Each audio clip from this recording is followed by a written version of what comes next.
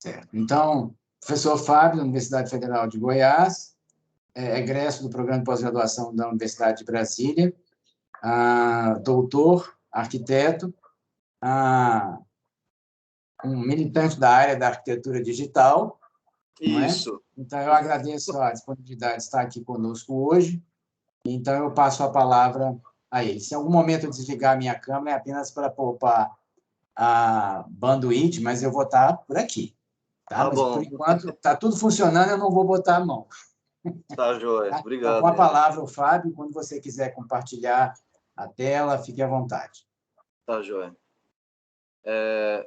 Eu quero, então, agradecer, né, todos que estão aqui presentes. Obrigado pela companhia de vocês, né, por se predisporem a acordar um pouquinho mais cedo e aí participar, né, dessa webconferência.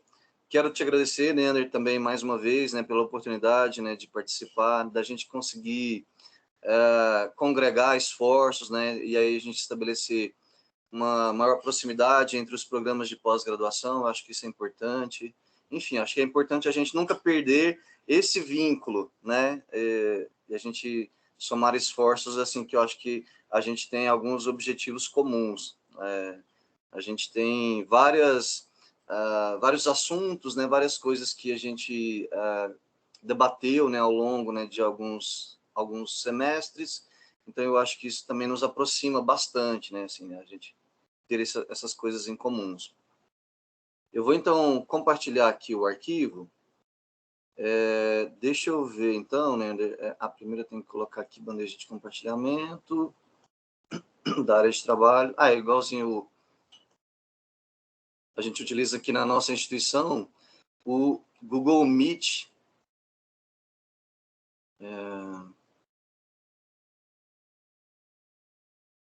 Tá compartilhando a tela, Leander? Já tinha desligado o microfone. Sim, está compartilhando. Ah, tá. Então, ok. Bom, então, Beleza. pessoal, ao longo, né, de alguns anos, né, assim, eu fui desenvolvendo algumas filiações teóricas, né, alguns autores, né, assim, que embasaram vários também das coisas que, de alguma forma, também corroborava, né, com aquilo que eu acreditava. E aí, então, o início, né, do tratamento, né, que eu tive em relação aos modelos digitais, e especificamente, né, a arquitetura, ela foi embasada, né, a partir, né, de alguns autores que ainda hoje, né, eles continuam sendo bastante importantes. São alguns autores também da área da comunicação, área, né, também muitas vezes transitam dentro das filosofias ou das correntes de pensamento, também, né, das artes plásticas. Mas ao longo do tempo também eu venho tentado modificar um pouco isso, né, tornando boa parte, né, desses trabalhos também tendo uma natureza prática e não apenas, né, reflexiva, não apenas teórica, que é muito importante também porque nos ajuda a amadurecer, né, sobre aquilo que vem sendo desenvolvido. Mas então, assim, esse trabalho, né, de apresentação de hoje, ele é um trabalho que ele ainda está sendo amadurecido. Então, o que eu vou trazer aqui para vocês não se constitui ainda, né, como um trabalho finalizado. Mas então vamos tentar falar, né, sobre modelos digitais, modelos que eles são advindos, né, de uma utopia ou de uma ficção e que depois eles passam, né, para uma determinada realidade. Né, e vários deles, né, hoje em dia, aqueles modelos improváveis de alguns anos atrás, hoje eles se tornam concretos. Então, vou começar minha fala, né, assim, mencionando, pessoal, que a gente vê na internet, né, uma quantidade grande, né, de imagens, e são edifícios que são muito interessantes, né, edifícios muitas vezes eles têm uma aparência, né, extravagante, e uma aparência que ela também normalmente nos seduz visualmente. E aí nessas imagens, né, a gente tem cores, né, brilhos, luzes, quer dizer, são aspectos de ideias, né, que são minuciosamente desenvolvidas, elaboradas, assim, né, como se pertencessem, inclusive, a alguns aspectos, né, daquilo que a gente imaginaria como talvez um sonho, né, como uma quimera, uma determinada ilusão, mas que ali na imagem, né, ela venha a se tornar concreta.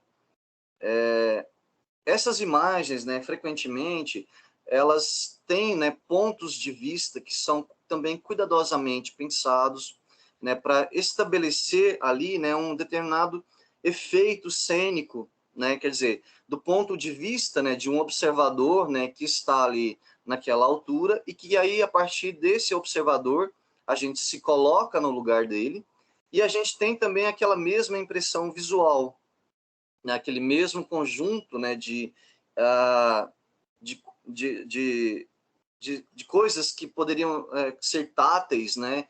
E aí a gente tem até alguns caras, né, que vão falar, né, que o tátil, ele não é apenas, né, o nível, né, do toque, mas ele é também, principalmente, o nível visual, né, na medida que o olho, ele vai ali percorrendo, né, aquela gradação, né, de superfícies, né, de texturas, né, de qualidades que, como a gente falou, são qualidades táteis. E aí, então, assim, a ideia, né, do espaço, né, normalmente nessa circunstância, quando ela é criada, ela deve também, de alguma maneira, né, nos trazer algumas percepções que também são atmosféricas. Então, as variações, né, de luz, né, variação, né, a desigualdade que acontece, né, por exemplo, em termos, né, de vegetação, da escala das pessoas, que normalmente também nos conduz a certos níveis, né, de profundidade. E aí o fato, então, é que a gente acaba sendo sensibilizado, né, por essa cena. Na verdade, então, a gente tem uma noção realmente mais concreta, né, do que vem a ser, de fato, a perspectiva, né? A perspectiva é esse quadro, né? Quer dizer, é uma janela que se abre para a gente, e aí ela é capaz também, de alguma maneira, né, de nos transportar para aquele universo ali que foi criado. Então, assim, há um nível, né, de sedução e de encantamento, né, por essa imagem, já que ela foi cuidadosamente, né, pensada, cuidadosamente desenvolvida para que a gente obtivesse todos esses efeitos, né, perceptualmente sentidos. O que é mais interessante, né, no render, e aí agora entrando talvez numa situação que ela é contraditória, é que, obviamente, a gente entende, né, que as cenas, né, ao mesmo tempo, né, que elas recriam, né, situações, né, reais, né, elas têm esse chamamento, elas fazem com que a gente adentre, né, então, aquele universo. Ao mesmo tempo, a gente entende que elas são claramente falsas. Então, assim, dentro dessa contradição, né, ainda assim a gente acaba sendo também igualmente aliciado, né, por essa cena, né? E o que a gente percebe muitas vezes, né, que frequentemente materiais que eles seriam materiais não tão luminosos, né, materiais que não emitiriam tanta luz ou não refletiriam da maneira como se apresenta, como por exemplo as situações onde o concreto, né, que é altamente absorvente, né, na maioria das vezes, que são opacos, e que em algumas circunstâncias a gente vê ele como um material muito luminoso, né? Um material quase incandescente, a gente pode pensar assim. E aí, então, dentro, né, dessa situação de render, dentro dessa contradição, né, esse poder, né, de aliciar, né, quer dizer, o impacto que normalmente as imagens elas nos causam são tão fortes, são tão pregnantes, que eles acabam se sobrepondo a esse sentimento, né, da cena falsa, né? Então, de alguma maneira, né, essa situação ela acaba se tornando, ela prevalece, e aí, mesmo em sobreposição, né, com a consciência de que é falso, a gente se deixa levar, né, pela construção, né, daqueles artifícios.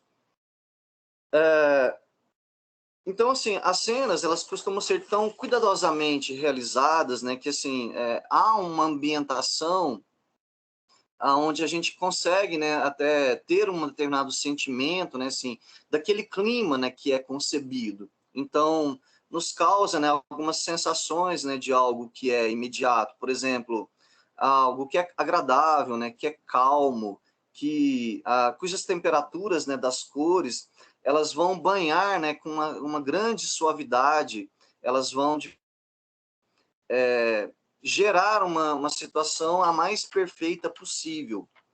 E é isso que, de fato, faz com que a gente, então, se sinta, né, convidado a integrar aquela ambiência.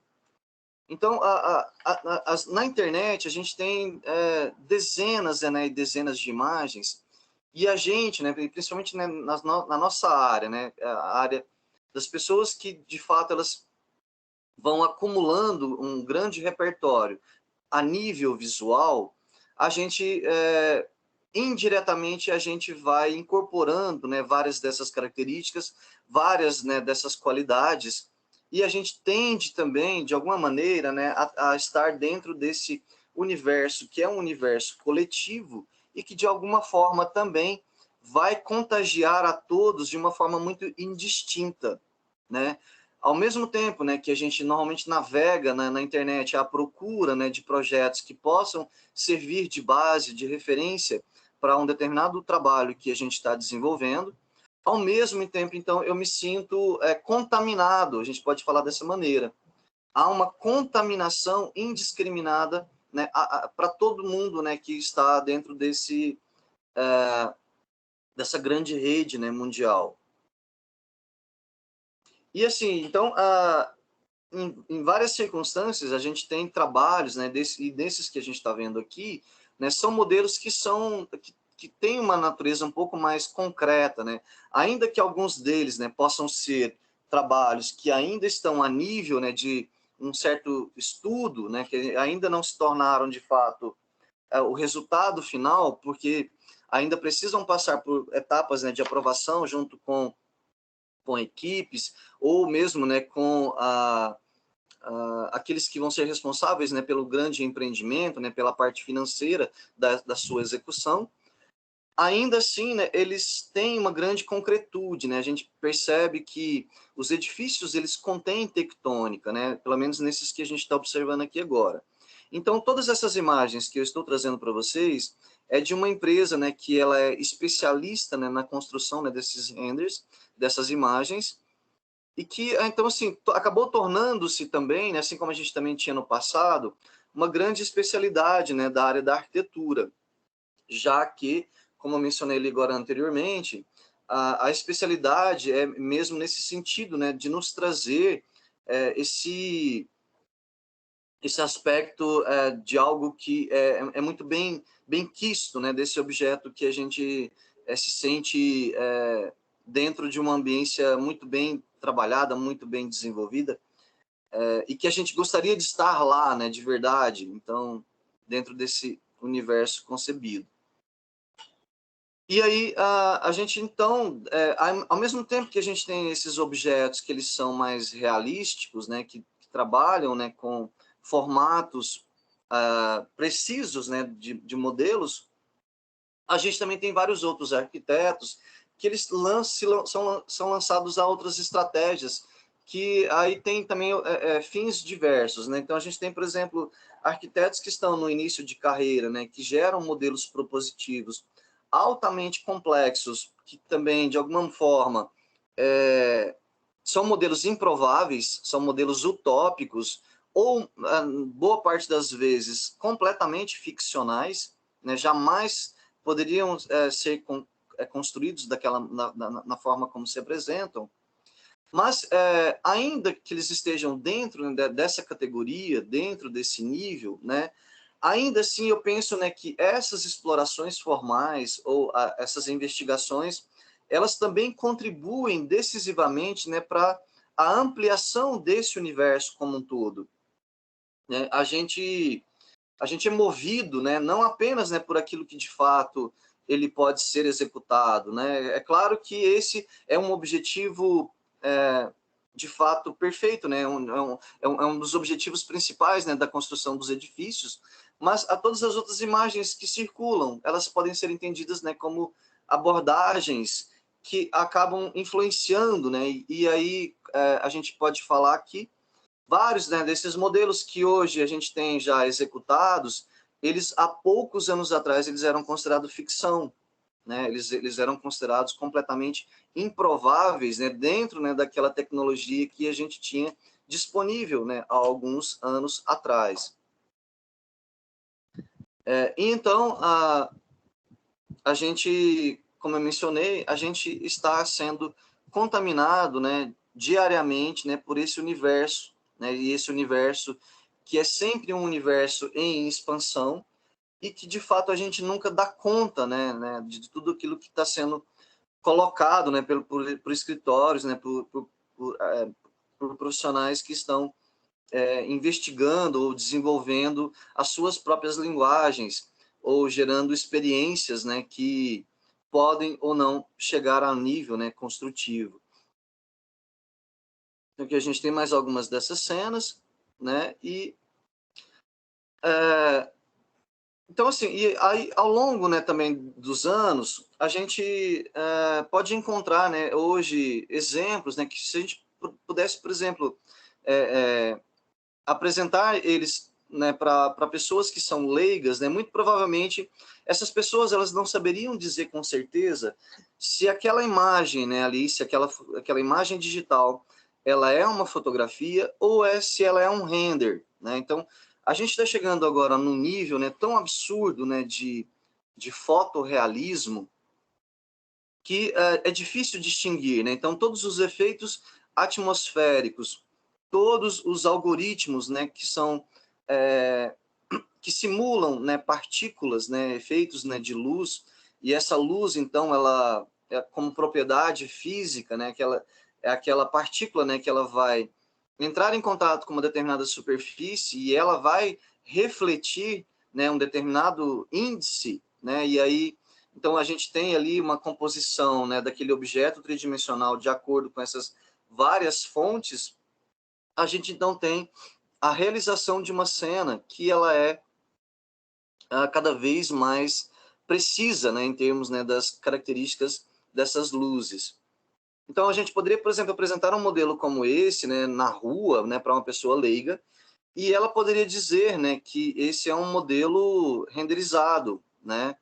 A gente, né, como já convive, né, a gente já tem um repertório, então a gente tem pleno conhecimento que esse é um edifício já executado, né? E a gente também poderia ainda continuar surpreso, já que várias, né, das qualidades obtidas nessa construção, elas eram também improváveis há alguns anos atrás, né? Era praticamente impossível, né, assim, a gente ter, né, uma casca, né, dentro dessa natureza, né, de uma superfície que é branda, uma superfície que é fluida e que também, né, até de acordo, né, com os discursos dos seus autores, que tenta trazer de alguma maneira, né, uma situação que é de tornar o interior e o exterior, né, não mais uma situação dicotômica, né, assim como a transição entre as coisas elas pudesse acontecer de uma forma, assim como na própria superfície,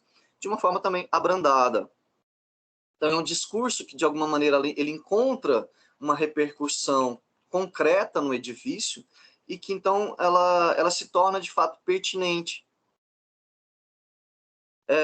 Então, aqui, assim, por exemplo, eu acredito que essa seja uma fotografia real, né, mas ela poderia ser tranquilamente um render, né? Então, esses efeitos, né, de pessoas, né, em movimento, né, de pessoas que estão ali em motion blur, né, são efeitos reproduzidos, né, assim, também nos softwares.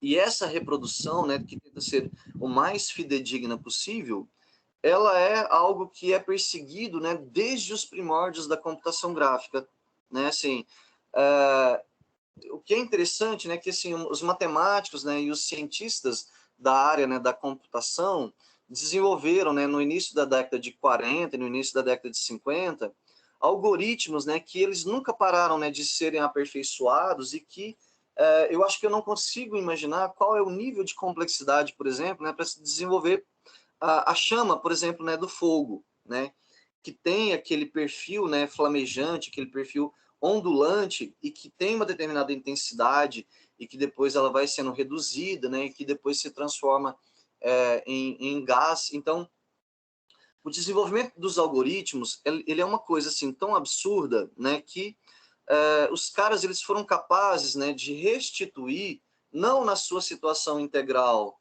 todos os fenômenos da natureza, mas eles simulam, em grande parte, né, tudo aquilo que a gente tem dentro dessa condição real.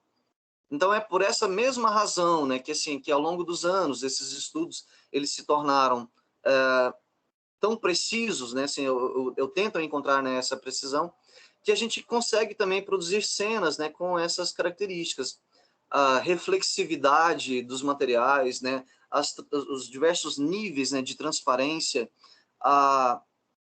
o enevoado, né, ou mesmo a perda de foco causada, né, pela profundidade de campo. Então, todos os efeitos que a gente tem, que muitas vezes, inclusive, esses efeitos eles são causados pelos mecanismos, por mecanismos, né, que capturam imagens. No caso da fotografia, ou mesmo, né, as filmadoras. Então, esses aspectos mecânicos eles são também levados, né, na condução dessas imagens, porque poderiam ser diferentes, mas não, eles também tentam mimetizar aquilo que a gente, ao longo dos anos, foi se acostumando, né? E aí, por exemplo, né, uma cena como essa, né, de novo, a gente tem formatos que são muito irregulares, né, modelos geométricos que eles seriam completamente inviáveis, né, alguns anos atrás, que seriam motivo, né, de uma especulação e que talvez, aos olhos, né, de alguns críticos, né, já bastante familiarizados, né, com aquele modelo de arquitetura, bastante difundida pelo modernismo, né, pelo modelo que acreditava que a racionalidade ela deveria se dar dentro apenas, né, de aspectos mais precisos, né, das suas geometrias. Então, formatos derivados, né, das geometrias primárias, que somente eles poderiam trazer um resultado de economia, né, de rapidez da execução daquela obra, de facilidade, né, de execução. Então, assim, todos esses aspectos, né, que remontam à década, né, de 50, né, talvez até a década de 70, a gente tem a conformação de geometrias mais puras, mais simples, e elas tiveram, sim, a sua importância, né, ao longo da história da arquitetura, foram, sim, decisivas, né, para nos trazer um legado muito importante, né, no sentido mesmo, né, de que a gente pode pensar, né, que todos os processos de projeto, né, que serviram de base para o que a gente tem hoje dentro do âmbito digital, eles bebem, né, dessas fontes anteriores, e eles, então, servem, né, como esse sustentáculo, como uma parte fundamental desse aprendizado, e que nos permite, hoje em dia, né, essas situações, esses sonhos, né, essas coisas que, de alguma maneira, eu acredito, não sei se vocês concordam assim, representam, né, de alguma forma, né, eles podem ser entendidos como uma expressão legítima da nossa época, né? Talvez não seja a única expressão, né, já que a gente também a gente vive diversas coisas que são simultâneas e que, na verdade, elas também não precisam ter, né, uma certa uniformidade. A gente não tem uniformidade de ideias, a gente não tem uniformidade, né, de pensamento, então isso tudo também faz com que a gente tenha resultados como esses. E aí, de novo, né, assim, a gente pensa, né, que imagens como essas, elas seriam praticamente impossíveis, né, de serem edificadas. E esse museu, ele está sendo, acho que ele está prestes a ser concluído, né, o Museu Nuragic, não sei se é assim que pronuncia, tá?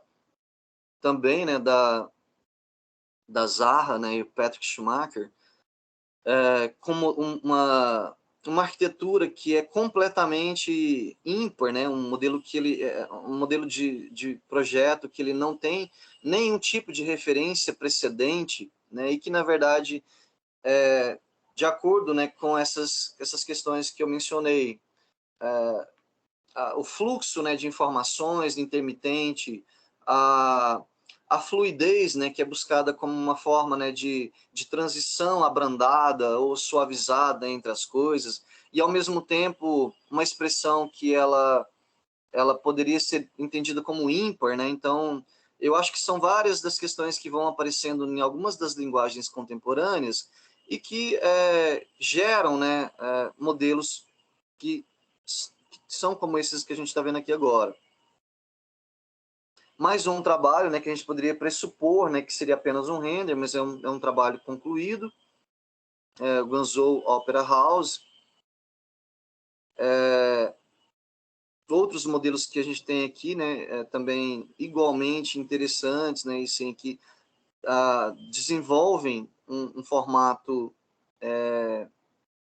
uma linguagem arquitetônica, né, que é da mistura, que é de diversas confluências, né, do não estabelecimento unitário, né, entre as coisas, mas a profusão, ela é trabalhada com grandes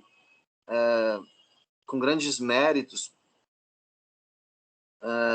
Aqui também um outro edifício, né, que também poderia ser entendido quase como um render, várias chapas perfuradas, né, metálicas, assim como luzes, né, que causam outros efeitos, né, de plasticidade nos seus volumes, que descolam, né, uma geometria da outra, e também, ainda que tenha uma certa proximidade com a geometria um pouco mais regular, né, a sua situação, que é oblíqua, ela permite, né, uma leitura que é uma leitura talvez um pouco mais dinâmica, né? Então, quer dizer, esses objetos parecem estar em movimento, ou eles parecem se deslocar. Então, são conceitos, né, que são impregnados dentro dessas formas arquitetônicas e que, de alguma maneira, dialoga, né, com aqueles que transitam ali naquelas proximidades. Também, né, mais um outro projeto que a gente poderia pressupor ser apenas um render, mas não é também já um projeto concluído, né, com essas linhas, né, também a gente poderia pensar, né, linhas que têm uma certa dinâmica, né, a gente precisa entender, né, que a linha, né, que conforma muitas vezes os volumes, elas também são capazes, né, de impregnar, né, de acordo com certas repetições ou certos tipos, né, de fatiamento, né, daquela superfície. Ela também gera, né, uma percepção, né, ela pode ser intensificadora, né, daquele volume. Mais um outro, né, modelo, né, que a gente poderia julgar alguns anos atrás um modelo improvável, né? Então a gente tem hoje vários edifícios, né, de múltiplos pavimentos, né, com determinados tipos de recortes ou determinadas ampliações, né, da superfície. Muitas vezes ela tem uma base um pouco maior, né, e aí você tem um alargamento, né, daquilo, e depois uma outra continuidade, né, daquelas linhas, né, assim, movendo em direções que não apenas aquelas paralelas ou ortogonais. Então, isso também cria, né, formatos que são formatos muito interessantes. Mas, então, assim, voltando, coloquei bastante imagem, né, assim, como um início para a gente poder ter para a gente ter algumas ideias, algumas referências. Mas hoje em dia a gente ainda tem dentro, né, do âmbito digital algumas discussões que elas costumam ser recorrentes, e eu vou trazer algumas delas aqui, tá? Talvez não consiga trazer todas aquelas que ainda são controversas, mas vamos ter a chance, né, de poder ver algumas dessas que podem ser consideradas principais. Muitas vezes, né, um projeto dentro do âmbito digital, né, que é criado, né, então dentro de uma lógica computacional específica, esses modelos eles adquirem tanta complexidade, ou eles de fato eles só se tornaram presentificados graças, né, àquela composição, né, daqueles algoritmos ou daqueles parâmetros ou daquele sistema generativo, né? O que eu quero dizer é que existe, né, uma situação onde o código, né, ele é pertinente, né, e ele faz com que aquele resultado ele aconteça apenas pelo fato de ele ser código. Acho que é essa a questão. Ele não é um modelo, né, que ele foi gerado, né, por extrusões primárias, né, ou por operações booleanas que são derivadas, né, de um período intermediário, né, de composição. Um período onde a gente trabalhava muito, né, com esses sistemas, esses modos, né, de conformação geométrica. Mas hoje, então, é cada vez mais comum, né, modelos digitais que eles estão dentro, né, dos seus próprios códigos, né, inseridos situações de viabilidade que elas só, de fato, só geram resultados a partir mesmo daquelas situações específicas, né? Então, as lógicas internas. Bom, aí o ambiente computacional, ele é também, né, um ambiente onde não existe gravidade. Então, é um mundo onde tudo é possível, né? Onde a gente tem uma orientação, né, de diversas sequências, né, de comandos, e muitas vezes até esses comandos eles podem ser entendidos como camadas, e essas camadas, então, elas podem ser sobrepostas, elas podem ser removidas, elas podem ser retrabalhadas, né? Então, assim, é um universo que aonde a matéria digital, a gente pode falar assim, ela é uma matéria que ela é capaz de amoldar todas aquelas situações que a gente gostaria que acontecesse. Então, a gente pode nunca parar, né? Um resultado, ele pode ser, ele pode nunca ter fim, a depender, né, da quantidade de coisas, né, que ali posso ir trabalhando. Existe também um conceito, né, assim, de formas complexas, que normalmente a gente não coloca dessa maneira. Então, muitas vezes, né, essa terminologia, ela quer dizer, né, que aquela forma, ela é resultado, né, de um conjunto, né, de superfícies de dupla curvatura, né, de superfícies que são difíceis, né, de serem representadas, né, dentro desses modelos tradicionais, né, de planos frontais, ou planos de topo, ou planos de perfil, né? É um modelo que ele não se enquadra, ele não se adequaria a essa situação, porque não dá conta mesmo, né, da complexidade que envolve o seu formato, né? E então, o contexto contemporâneo, né, então ele costuma operar, né, com paradigmas que são fundamentalmente digitais. Então, softwares paramétricos, scripts generativos, linguagens visuais de programação, que é uma situação que, nos dias de hoje, tem contribuído, né, assim, decisivamente, né, para que todos aqueles problemas que os arquitetos viviam no passado, né, que requeria dele, né, um conhecimento profundo, né, de linguagem de programação, e que hoje acaba sendo dispensada, não é mais imprescindível. E aí a questão, né, é que, então, com o passar dos anos, com uma quantidade maior, né, de opções, né, digitais que foram sendo incluídas, né, que foram sendo incorporadas, isso fez também aumentar o maior número de ferramentas que, de alguma maneira, também são consorciadas, né? Você pode iniciar o seu trabalho de uma determinada maneira e depois migrar, né, para uma outra situação, ou se apropriar de um modelo intermediário, né, e trabalhar com ele em outra plataforma. Então, são coisas que são possíveis.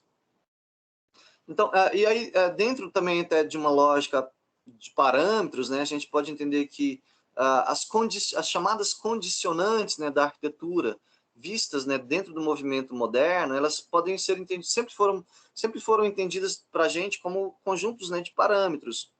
São parâmetros, né, que vão delimitando, né, que vão gerando conjuntos, né, de restrições, e que aí, então, a gente tem um determinado resultado. Então, a forma, ela não é dada de antemão, né? Ela não é amoldada diretamente, mas ela é consequência, né, de tudo aquilo que é desenvolvido.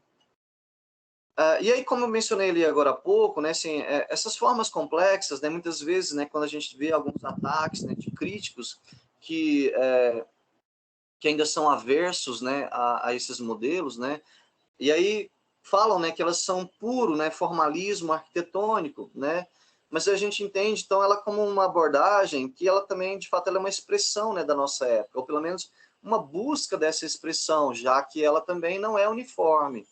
A gente tem várias, a gente poderia pensar que existem vários arquitetos, né, que vão ali desenvolvendo as suas maneiras, né, de pensar, que têm afinidade também, né, com certas abordagens computacionais e que a partir delas vão ali construindo esses seus repertórios.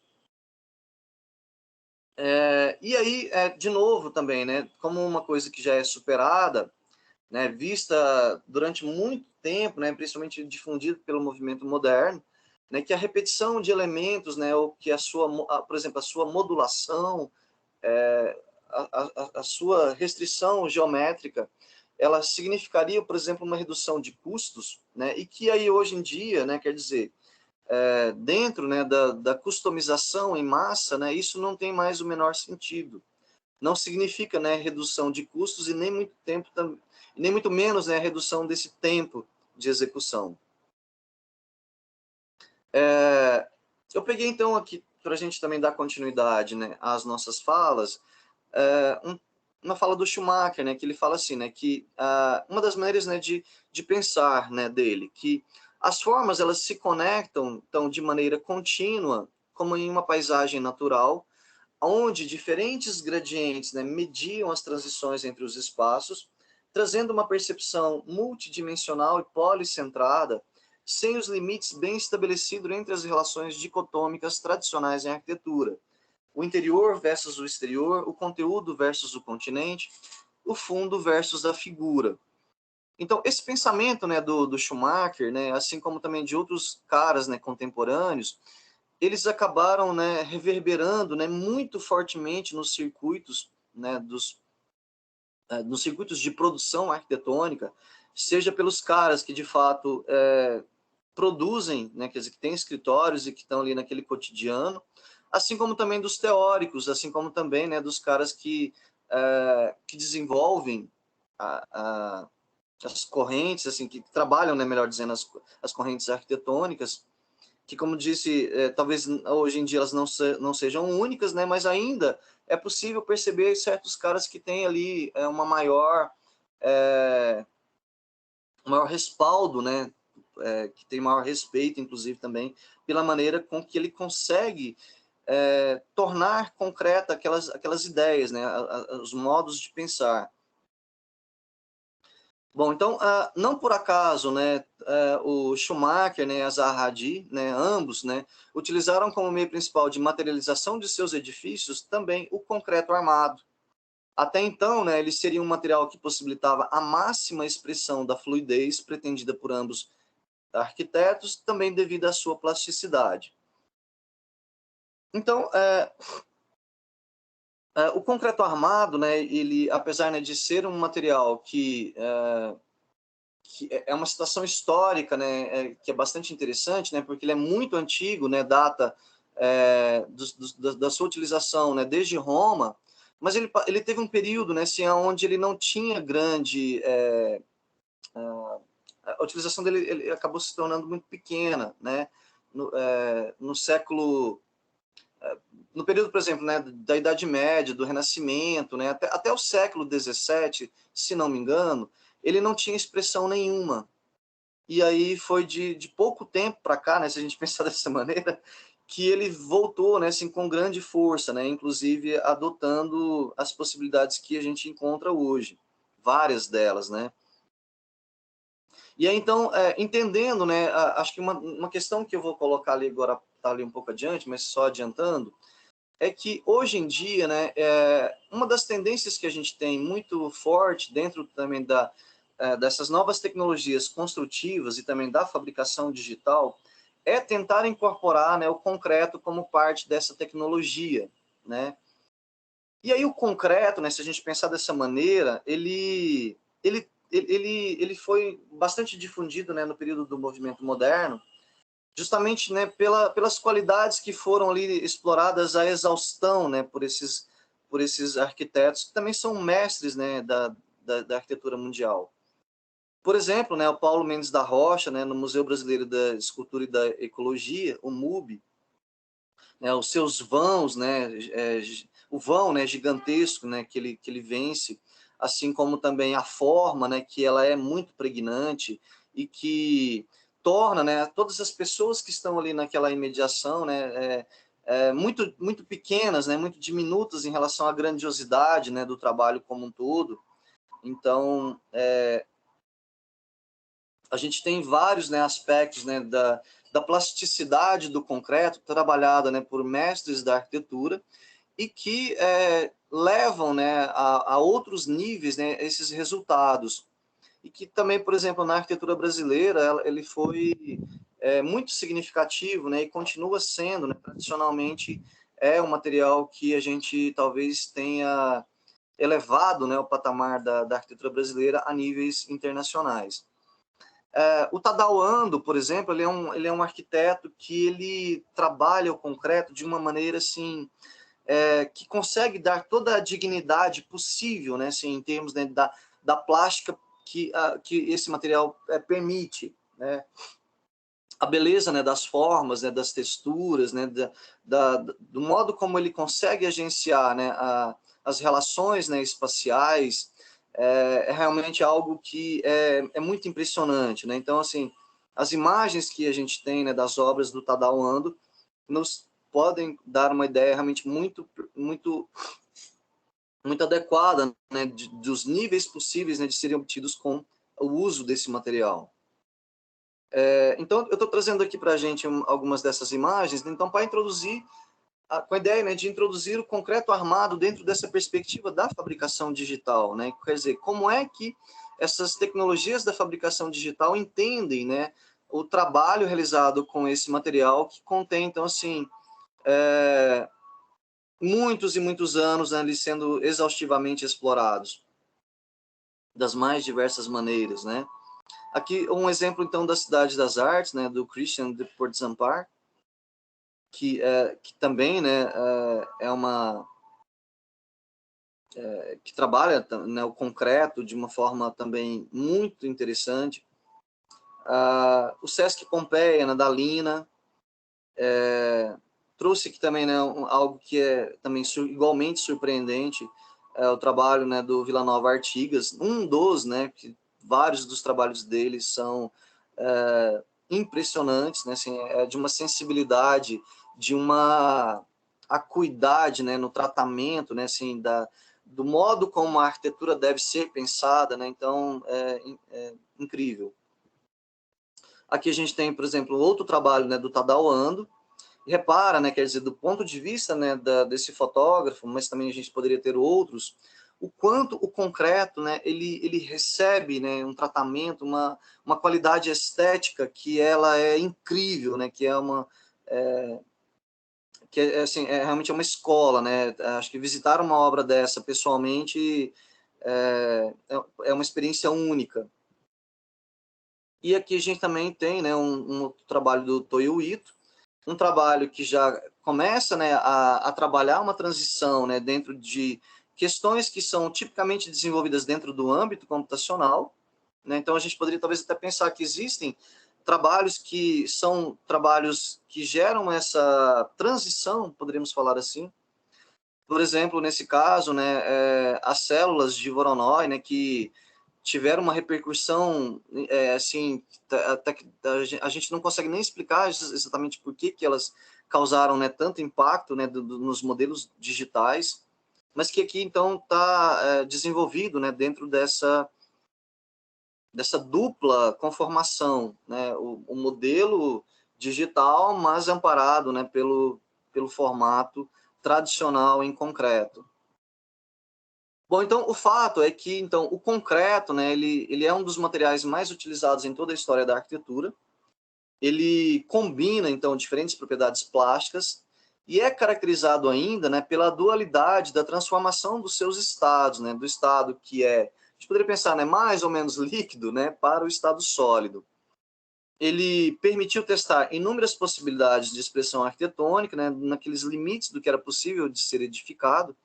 Um caso clássico, né, que é sempre citado, né, que é tanto do Oscar Niemeyer como também do Félix Candela. Também, desculpa, gente, não sei se é assim que se pronuncia, né, o nome, né, desse arquiteto, mas que ao longo, né, de toda a trajetória, né, de toda a sua vida, né, ele desenvolveu trabalhos utilizando as cascas, né, paraboloides e hiperbólicos, né, como a diferenciação, né, de vários programas que poderiam ser utilizados em circunstâncias diferentes, né, dos projetos dos edifícios. E aí, situações, né, casos mais recentes, né, por exemplo, né, do Garcia Rubio Architects, que é uma estação de ônibus, né, onde também, de novo, toda essa possibilidade plástica, né, toda a maleabilidade, né, a conformação irregular, ela é permitida, ela pode ser desenvolvida, né, dentro, né, do concreto.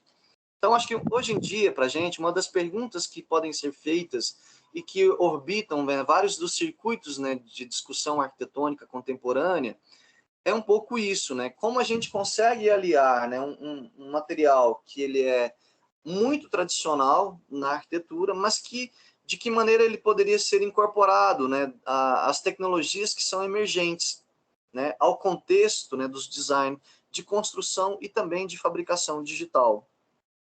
Quer dizer, como o concreto ele pode ser amoldado, né, a partir de outras possibilidades advindas, né, da fabricação digital?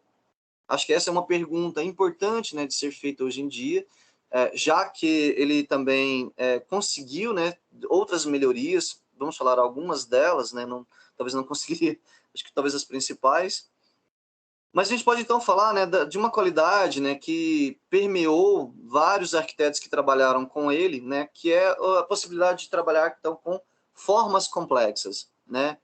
Obras que foram desenvolvidas nos limites, né, da tectônica, né? Parece que os caras eles queriam ver até onde chegava aquilo, né? Que também não é só, né, do desenho, né, não é só da geometria, mas é muitas vezes ou mais, se a gente pode pensar assim, do cara, né, que vai calcular aquilo, né, o engenheiro, né, estrutural, que é no fundo, né, o grande responsável, né, pela viabilidade, né, pela concretude, né, pela tectônica em si. Mas então o fato é que foram possíveis, né, conceitos inovadores dentro, né, dos sistemas construtivos, né, observando, né, esse comportamento material, a forma e aí a integração, né, dessa tecnologia de construção, ou ela sozinha, né, ou às vezes integrada, né, com outras, assim como, por exemplo, a estrutura metálica, né, então é uma possibilidade que muitas vezes não podia ser dissociada. Então, a gente tem propriedades plásticas e estruturais, né, fundamentais para a execução de trabalhos. A possibilidade, então, de suportar peso próprio, né, de ter superfícies curvas contínuas e espessuras muito delgadas. Então, aqui a gente tem outros nomes, né, importantes, como, por exemplo, o Eduardo, realmente não vou saber como pronuncia, né, esse nome, Torroja, com certeza não é isso, mas o Miguel Fissac também, né, é um cara muito importante, né, dentro dessas questões desse período histórico. E aí, né, o que é incrível, né, que naquela época, né, assim, a quantidade, né, de tempo, né, demandado, né, pela execução das formas, pela execução, né, das estruturas, né, de contenção para o concreto, era realmente eles demoravam muito mais, né, acho que para a execução, né, da forma do que pela inserção, né, do concreto em si posteriormente. Então a gente tem alguns casos, né, assim, que são fotografias de época muito legais, assim, muito interessantes, né? O Félix Candela, né, ele tinha uma forma de trabalhar que era muito legal, que ele trabalhava a madeira, né, com uma certa proximidade com as características do concreto, né, assim, os limites, né, daquele material, dava para ele também um determinado índice, um índice desse limite viável, né, para a execução do concreto. Eu falei de uma forma mais simples, né, mas a questão é muito mais complexa. Enfim. Então, também como a gente tinha falado antes, né, outras características que são muito importantes no concreto é a qualidade da sua textura, né, as variações visuais. Então, a gente tem as granulações, as manchas, né, que muitas vezes elas são provenientes das formas ou também, né, por aplicação criativa de textura, como, por exemplo, né, passar escova, né, passar vassoura, né, ou outro material, né, para dar ali um aspecto, né, mais irregular. mais rugoso, ou talvez mais opaco, enfim. Então, essas variações visuais, elas acabam permitindo também uma conotação que é complementar à expressão desse edifício, né? A textura, né, do concreto, ela é uma coisa muito bonita, ela é muito agradável, né? É difícil também a gente, né, expressar com clareza, né, esses motivos, né? Mas o fato é assim. Então, é muito legal, né, a gente ver essas variações, né? É muito interessante. Eu acho que o edifício ele ganha mesmo, né, em termos, né, das suas qualidades. Quer dizer, para além, né, da conformação dos ambientes, ou para além, né, da composição do edifício como um todo, as texturas elas são muito importantes como elementos que vão agregar, né, naquele formato. Daí, de novo, né, eu trouxe aqui uma imagem, né, que é muito representativa, né, de novo, né, do Tadao Ando, um edifício produzido por ele, e é uma beleza, né, assim, de uma plasticidade incrível, né, assim, as manchas, né, a textura, né, as cores, né, ou mesmo, né, o formato que é dado pela fixação, né, da forma, né. Então aqui a gente tem três situações, né, diferentes, né, de texturas que são integradas, e aí, né, coloca o vidro como uma transparência, né. Então o efeito cênico, o efeito plástico, né, do concreto, ele é incrível, ele é muito agradável, é muito muito bonito. E aí a gente tem, né, ao longo dos anos, né, desenvolvimento, né, uma composição, né, do concreto com outros materiais, que é de fato onde a gente vai chegar, né, na exposição do final dessa fala. Então, a composição, né, com outros materiais, a gente tem pesquisa, né, que mistura, né, o concreto, né, com fibra de vidro, né, e aí obviamente também, né, para melhorar, né, os seus índices, né, de resistência à compressão, né, obviamente também trabalhar com telas de aço, com barras. Outros testes, né, são feitos com outros tipos, né, de agregados, com pedras, né, com outros tipos de areias, que são, então, de alguma maneira, são capazes, né, de alterar as suas propriedades. E aí, essas variações físicas, elas passam a ser conhecidas, né, e também cada vez mais precisas, o que dá também uma qualidade de poder explorar o material dentro, né, dos seus limites. Então, aqui são apenas alguns, né, desses exemplos, né, assim, acho que existe uma variação muito grande, né, dessas composições. Aqui no slide, né, são as mais elementares.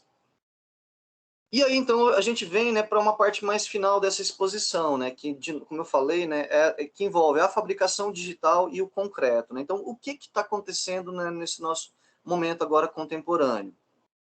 Primeira coisa que a gente tem que falar, né, é que a grande maioria das pesquisas, né, elas são realizadas tendo como foco principal a produção de componentes pré-fabricados ou de componentes complexos, né, de concreto. E não, normalmente, aquela imagem que a gente também vê, muitas vezes difundida na internet, que é a produção, por exemplo, né, de um edifício inteiro. Eu acho que é muito curioso a gente ver isso, né, mas essa uma, não é uma unanimidade, né, na maioria dos teóricos ou dos críticos, né, que tentam entender o que está acontecendo nessa nossa época. Mas acho que a gente pode falar disso também um pouquinho depois. Então, o fato é que a materialidade, né, com que é possível trabalhar essa fabricação digital vai depender também da natureza desse edifício, né? Se é uma ideia, né, que ela possa ser rígida, né, que ela deve conter flexibilidade, ou que ela tem que ter alguma dinâmica, né? E aí a gente já sabe também, né, que a classificação, né, dos métodos, né, já colocados pelo Clarevik, os métodos, né, de fabricação, nesses casos, né, eles podem ser por método aditivo, subtrativo ou formativo, e no caso do concreto, né, na sua extensa maioria é pelo método aditivo, né, quer dizer, a sobreposição gradual de camadas que vai dar, então, ali, né, o objeto final. Então, de novo, né, o concreto ele é um material que possibilita expressar formas fluidas, né, e curvas, unindo uma tradição e a estética da construção em concreto com a fabricação digital e o avanço também tecnológico, né, desses materiais compósitos. Essa é uma fala, né, de uma tese defendida no ano passado, que é uma tese muito legal, muito mesmo, assim, eu acho que a contribuição, né, desse autor, ela ela é decisiva, né, assim, dentro dos circuitos, e eu acho que várias, né, das discussões colocadas por ele ainda abrem margem, né, para poder dar outras continuidades de estudos, mas vale muito a pena, né, buscá-la. No final tem essas referências, né, para a gente poder depois tê-las com clareza. Mas então, assim, talvez uma tendência, né, pelos edifícios complexos que a gente tem na atualidade e pela dificuldade, né, com que eles deveriam ser executados, a gente tem então o formato, né, do glass fiber, não sei, Reinforced Concrete, né, ou GRC, né, que é uma matriz cimentícia, né, de alto desempenho, que é formada, né, por cimento, agregados finos e aditivos, reforçada com fibras de vidro álcali resistentes. Então, aquele edifício que a gente viu ali agora há pouco, né, da Zaha Hadid, quer dizer, na verdade, vários dos últimos edifícios, né, construídos por eles, né, a equipe, no caso, utilizam essa tecnologia. E, quer dizer, esses compósitos, eles são formados, né, pela união, né, de dois ou mais materiais de diferentes características físico-químicas, cujas bases são imissíveis, né, e que, quando combinados, produzem um novo material com características distintas de seus componentes individuais. E aí, então, a gente tem aqui, né, aquele edifício, né, Eidar Aliyev Center, produzida, né, pela Zaha Hadid, aonde, então, cada peça, né, ela tem ali uma conformação específica, muitas vezes, né, não todas, provavelmente, né, muitas vezes de dupla curvatura, onde é necessário, né, fazer uma forma, né, especial para ser moldado. Então, é um edifício, né, é uma dificuldade, né, de execução muito grande, né, dar conta, né, dessas pecinhas, e elas são montadas como um grande quebra-cabeças. Além, né, dessa tecnologia, ela ser ainda muito cara. Aqui a gente tem também essa mesma tecnologia, né, desenvolvida, né, para um edifício projetado pelo Christian de Port Desampar. E aí, então, a gente tem aqui, né, parte, né, dessas peças, né? Então, tenho aqui as formas, depois, acima das formas, né, eu tenho algum conjunto, né, de outras estruturas complementares para poder fazer a conformação desse material. E aí, aqui do lado, a gente tem o resultado final. Então, de novo, né, um grande quebra-cabeças com peças que são minimamente conduzidas pelo meio, né, da fabricação digital e só seriam possíveis, né, por meio dela, principalmente porque as formas, né, elas são minimamente projetadas. Então, eu acho assim, né, que há ainda um universo muito importante da gente reconhecer, né, a gente ainda está muito distante dessas tecnologias que elas têm se tornado cada vez mais comuns na Europa e também nos Estados Unidos, e que cabe a gente também agora começar a entender, né, a estudar, né, como é que essas coisas têm sido feitas.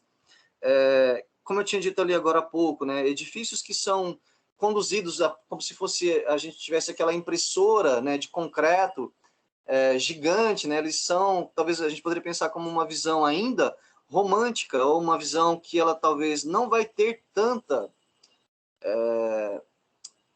ela não vai ter tanta continuidade como a gente pressupõe. É muito interessante, é muito curioso observar isso, né? Mas a maioria, né, dos pesquisadores, eles têm, né, um pouco essa visão. Eles acreditam, né, que o futuro mesmo é isso que a gente está vendo aqui nessas imagens, né? São o desenvolvimento de conjuntos, né, que devem ser trabalhados em separado e que, ao término, você tem a concepção final, então, desse edifício, né? A montagem gradual, um grande quebra-cabeças. Aqui tem, então, algumas das referências que foram utilizadas, né? Eu acabei não colocando todas, principalmente das imagens, mas, então, gostaria de me despedir de vocês. Obrigado pela paciência, né, de me ouvir.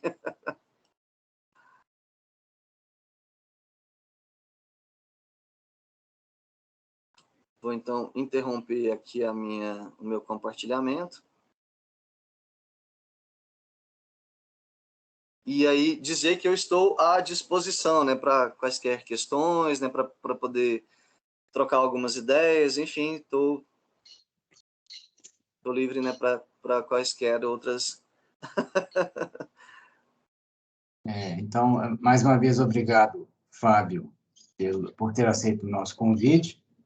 Obrigado, né? Então, a gente passa a palavra aos presentes para as suas considerações, perguntas, críticas e sugestões.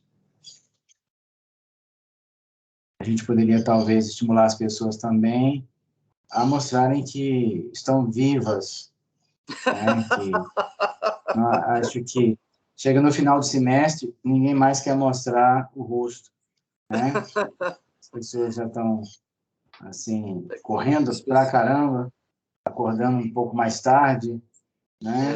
Menos organizadas do que no começo do semestre, mas Mas talvez essa é uma vocês... situação comum, né, André? Assim, não se preocupe. Talvez vocês pudessem nos presentear com, pelo menos, o som da voz de vocês, né? Todos são muito bem-vindos com as suas considerações, né? Oi, Camila, tudo bem? Olá, professor, bom dia. Oi, Bom Camila, dia. bom dia. A Camila é mestranda no programa de pós-graduação, ele é orientando da professora Raquel Gumenschein, fiel ouvinte das nossas aulas, né? Que legal. Então, considerações, perguntas, alguma coisa que não ficou claro, alguma coisa que discorde?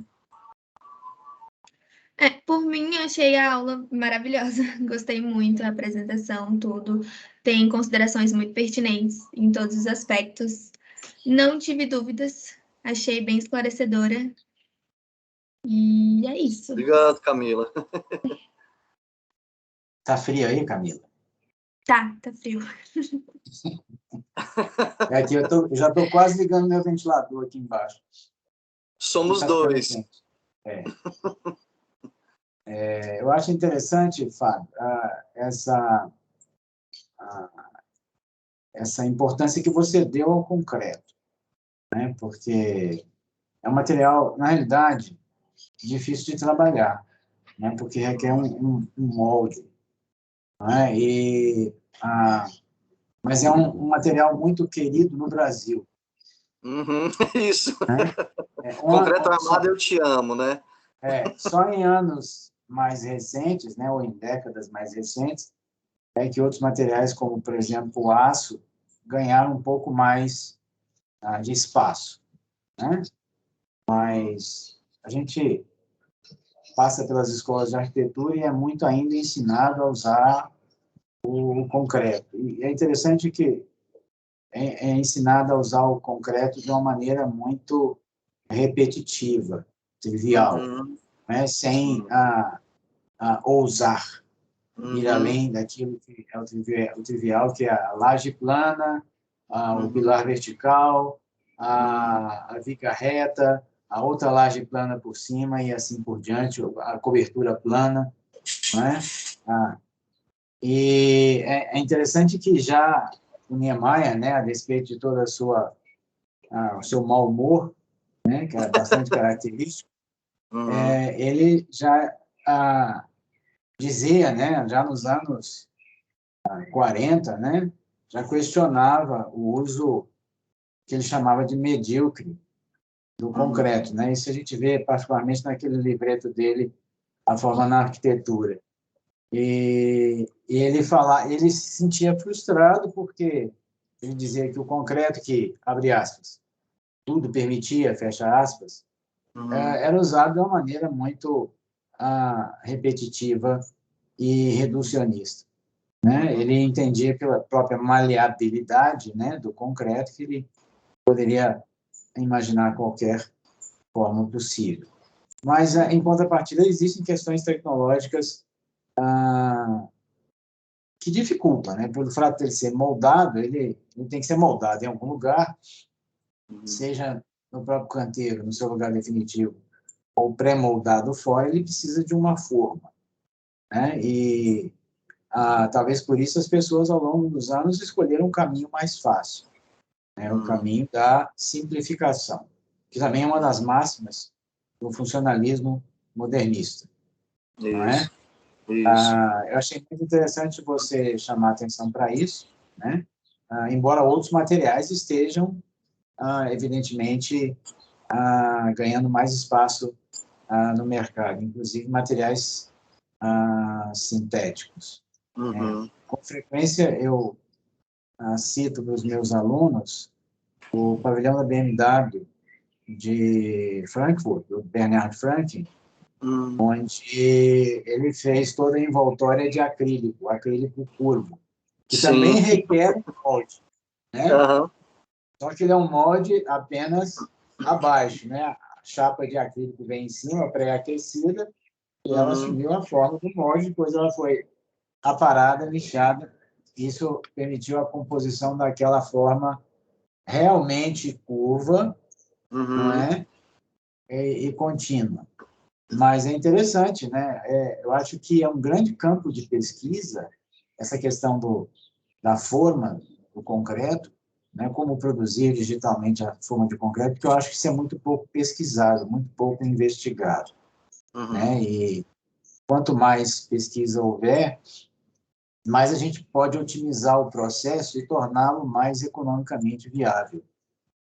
Não é? Uma coisa que eu acabei não colocando, né, André, aqui nos meus slides, e que depois eu acabei me arrependendo, e eu acho que é uma parte dessa pesquisa em si, né, que ela é muito complexa e que, de alguma maneira, acaba inviabilizando aquela situação do concreto injetado, que a gente vê, né, assim, em algumas experiências, a gente tem alguns vídeos no YouTube, né, que demonstram, por exemplo, aquele bico, né, que é controlado, né, por um grande robô, né, que tem aquele braço mecânico, e que ele vai, muitas vezes, realizando um movimento, né, assim, que é circular.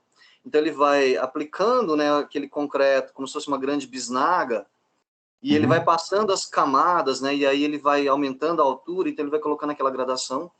E aí, alguns, né, dos artigos que eu li, falando, né, que para aquelas situações existe tanta dificuldade, mas é tanta dificuldade que é assim, e aí eu acho que é um slide que eu acho que eu realmente não acabei, que eu deveria ter colocado, né, que fala, por exemplo, né, que uma delas, e talvez uma das mais complexas, é que entre uma camada e outra, a viscosidade do concreto, ela tem que permitir, de alguma maneira, a fusão. Ela não pode... a viscosidade, ela tem que permitir, né, que ele seja jogado como se fosse uma pasta de dente, né? Só que, ao mesmo tempo, né, ele não pode perder as propriedades que é de propriedade que vai dar a resistência final, né, do concreto. Então, assim, estou citando um dos problemas, mas aí, assim, de alguns autores que eu li, existem vários outros, né? Então, assim, é guardado as 7 chaves, né? Quais são as tecnologias, né, de execução daquela argamassa? Ela é o grande... é nela que está, sabe assim, é o ovo da galinha de ouro, entendeu? O ovo de ouro da galinha. Isso, isso. E assim, apesar, né, da gente ter já alguns pesquisadores nacionais, né, desenvolvendo, né, essa tecnologia, é uma dificuldade realmente muito grande, né, assim, para poder gerar, né, o resultado. Provavelmente a gente vai ter, então, assim, uma bifurcação, né, de várias linhas, das linhas de pesquisa. Dessas que ainda entendem, né, que o edifício deve ser concebido, né, como esse modo aditivo, né, de sobreposição gradual de camadas, mas a grande maioria que eu li interpreta de uma forma diferente. Isso, isso. Eu não sei se vocês já tiveram a oportunidade de visitar, só para enriquecer a nossa conversa, depois visitar o site do Norman Foster. Ele tem lá uma série de vídeos e projetos, né, de várias diferentes técnicas de fabricação digital. Inclusive, eles têm um grupo que se chama Specialist Modeling Group, que ele é dedicado a fazer a ponte entre as pesquisas científicas e a produção da arquitetura do Norman Foster. Então, você vê lá vários diferentes uso de diferentes tecnologias, né? Inclusive, pensando assim, eu fiquei me lembrando quando você mostrou aí as imagens renderizadas em comparação com o edifício, de fato, construído, executado. Eu fiquei me lembrando de um vídeo que tem lá do novo aeroporto da Cidade do México, que está em construção. Então, lá já tem dois vídeos. Tem um vídeo que é a renderização, né, que é a animação, que é o flyover, né, fly-through. E tem, ao mesmo tempo, um que já mostra a estrutura do edifício sendo levantado. Ele, assim, ele é um projeto que me faz lembrar um pouco alguns dos aeroportos projetados pela Zaha Hadid. Acho que, inclusive, alguns aeroportos na China, né, que são bastante orgânicos, curvilíneos, né? Então, aí, eles usam técnicas, inclusive, de fracionar, né, e discretar aquela curva e transformá-la num conjunto de facetas no sentido de racionalizar e proporcionar ou possibilitar que aquela forma seja efetivamente construída, mesmo que por uma aproximação onde você tem várias facetas. Mas existem várias técnicas lá interessantes. Mas vale a pena dar uma olhada depois, Legal. porque ele termina com o projeto da viagem a Marte. Né? E lá existem propostas de que levem-se robôs primeiro, drones, que vão construir, vão imprimir coisas lá, usando material local. Não é? Caramba! É uma ficção. Essa está na ficção ainda, né? Mas, quem sabe, ainda vai voltar, um dia vai chegar à realidade. Né? Existem propostas, inclusive, de se explorar minerais, né, que começam a faltar na Terra e trazer para cá, mas para isso precisam construir bases, né? Bases que não podem ser construídas simplesmente a gente levando daqui tudo pronto para instalar lá. Tem coisas que têm que ser fabricadas lá, na Lua, em Marte. Né? Então, é um site interessante. Né? Lua lembra lunático. Lunático lembra ficção. Né? Isso. Tá. Mas um dia um homem chegou à Lua. Né? Então,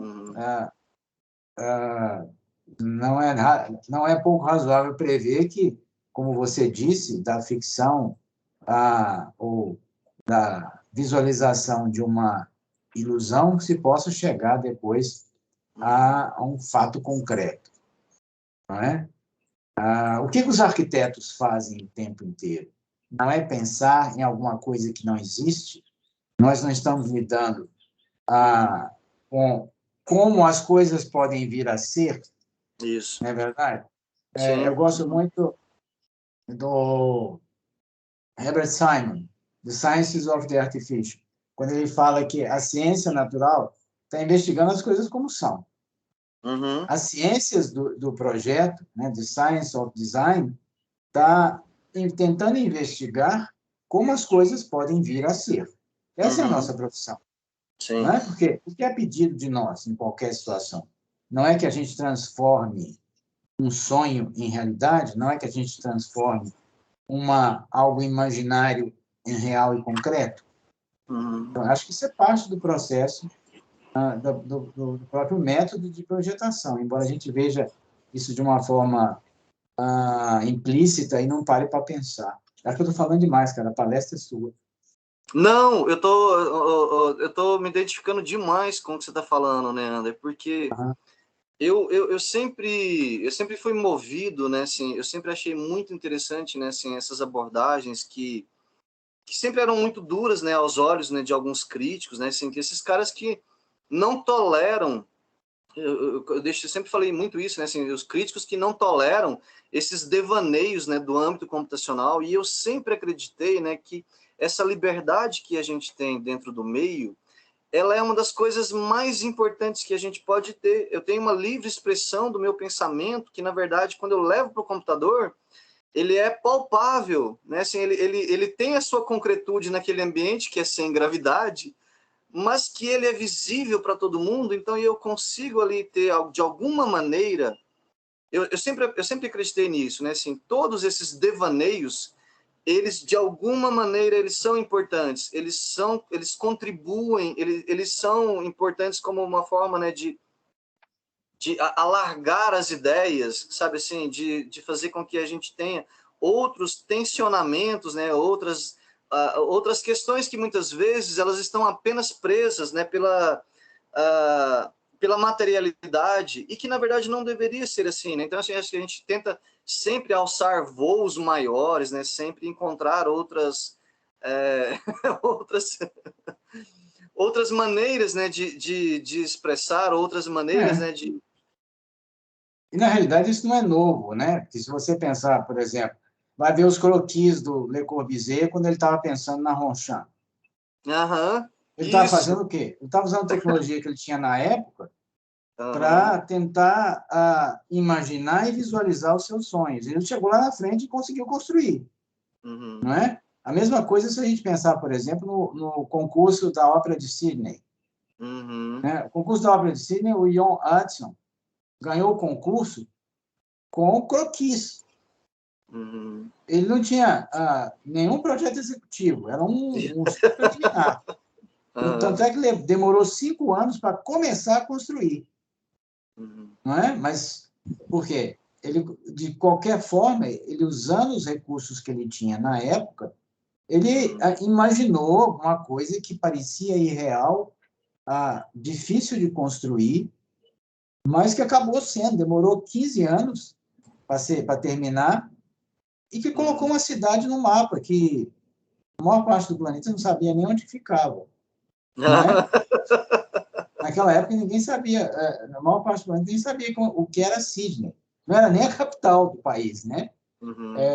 E nem é a capital do país. Então, eu acho que existe um paralelo muito grande entre o que você disse, né, e o que você expôs, e o que de fato é a tarefa de projetar. Não é? Que projetar não é simplesmente reproduzir o que já existe, né? Não é o que o John Deere, lá da Austrália, chamava de routine design, projeto de rotina, projeto rotineiro, não é? Não é assim, a gente tem, nenhum projeto é igual ao outro. Eu tenho que sempre imaginar alguma coisa nova, em maior ou menor grau. Mas então existe um grande paralelo entre o que você está dizendo e o que de fato corresponde à atividade de projetação, né? E não simplesmente de reprodução, né? Então, assim, eu acho que eu já falei demais, né? Não sei se vocês gostariam de... Eu acho que o nosso encontro rendeu bastante, né? A gente está aqui há 1h30 já, tagarelando. Eu não sei se os outros gostariam de fazer alguma consideração, sintam-se à vontade, vocês são mais do que bem-vindos, não é?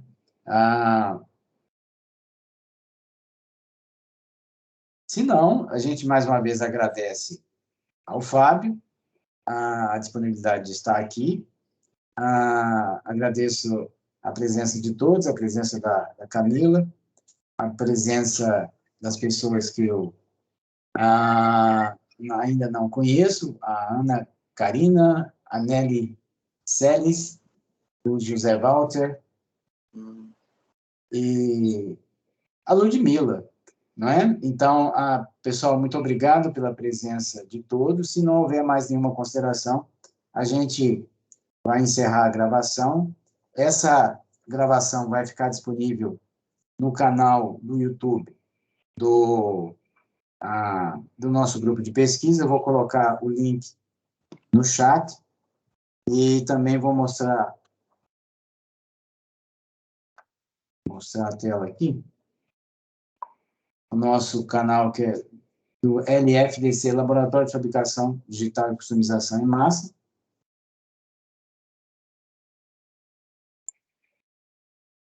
Então, esse é o nosso canal, e ele vai estar a gravação dessa palestra pelo professor Fábio Lima, da Universidade Federal de Goiás, e então nós vamos ficando por aqui, pessoal.